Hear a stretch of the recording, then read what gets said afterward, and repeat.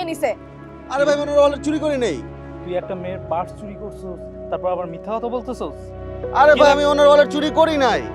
তুই আমার চিনোস? তুই কি এলাকায় নতুন? ভাই উনি ভুল বুঝতেছে আমাকে, আপনিও ভুল বুঝতেছেন ভাই।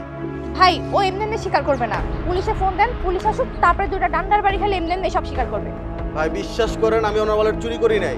আচ্ছা আপু, যেহেতু এত করে বলতেছে, তো আমার বাসার কোনায় সিসিটিভি ক্যামেরা আছে, তো আমরা একটু চেক করে দেখি যে আসলে ব্যাপারটা কি হয়েছে। ঠিক আছে ভাইয়া।